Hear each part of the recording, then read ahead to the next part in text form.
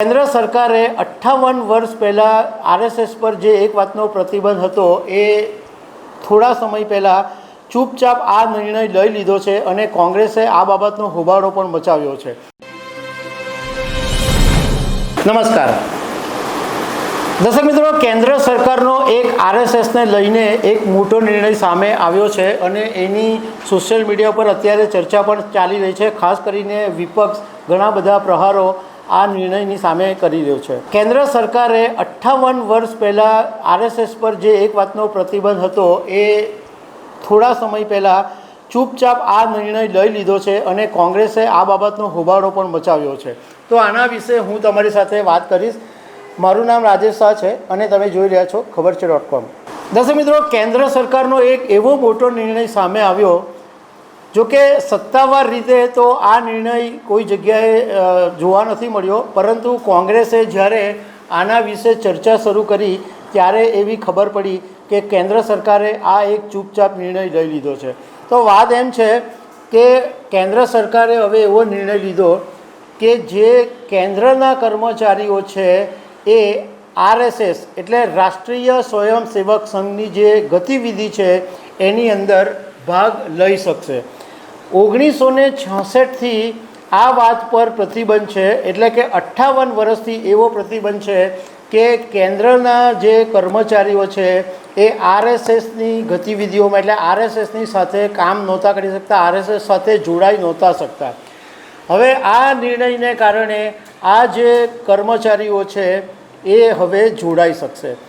પણ મૂળ સવાલ એ છે કે પીએમ મોદીનો જે કાર્યકાળ છે એ 11 વર્ષનો થઈ ગયો, એટલે 2 ટર્મથી તો પ્રધાનમંત્રી નરેન્દ્ર મોદીની સરકાર છે જ અને ત્રીજી વખત પણ સરકારમાં આવી, એટલે 11 વર્ષથી પીએમ મોદીની સરકાર છે.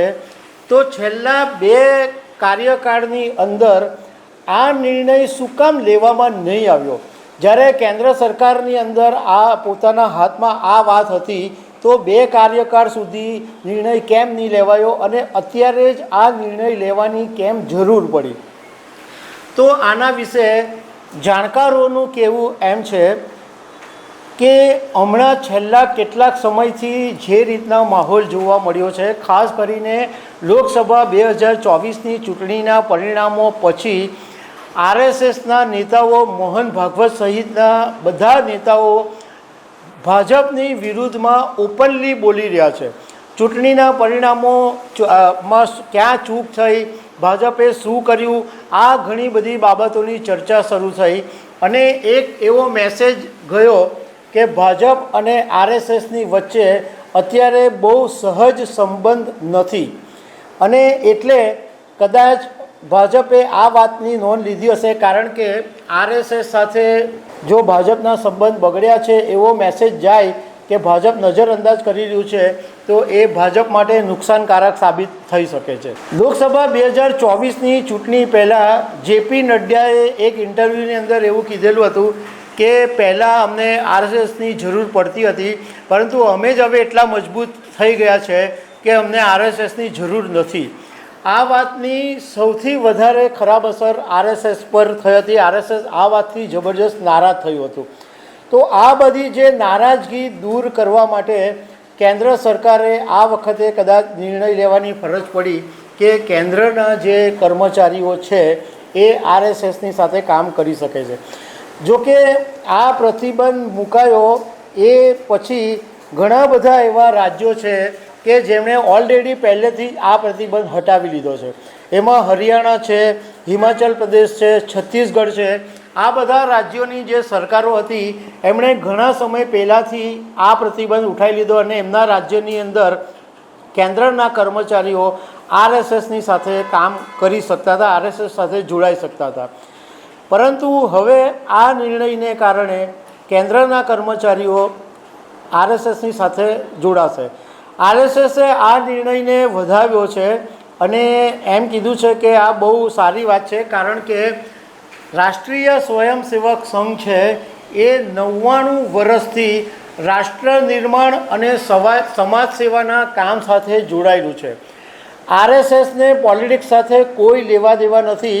માત્ર રાષ્ટ્ર નિર્માણનું કામ અને સમાજ સેવાનું કામ આરએસએસ કરે છે. દર્શક મિત્રો, આરએસએસની એક વાત નોંધ લેવા જેવી છે કે જ્યારે પણ કોઈ કુદરતી આફત આવે, કુદરતી હોનારત આવે કે કોઈ પણ મોટી ઘટના આવે ત્યારે આરએસએસના જે લોકો છે એ કંઈ પણ બોલ્યા વગર ચૂપચાપ એ કામગીરી કરતા હોય છે અને એવી કામગીરી કરતા હોય છે કે જે તમે ઇમેજ બી નહીં કરી શકો. ભૂકંપ આવ્યો તો ભૂકંપની અંદર જમીનમાં દટાયેલા લોકોને કાઢવાથી માંડીને પૂરમાં ફસાયેલા લોકોની મદદ કરવી, આ બધા આરએસએસના કાર્યક્રમો ખાખી ટૂંકી ચડ્ડી પહેરીને કરતા હોય છે અને તે પણ એકદમ ચૂપચાપ. હવે આરએસએસ સાથે જોડાયેલી તમને બીજી પણ એક માહિતી આપી દઉં કે 1948માં મહાત્મા ગાંધીની હત્યા થઈ એ પછી વલ્લભભાઈ પટેલે આરએસએસ પર પ્રતિબંધ મૂકી દીધો હતો.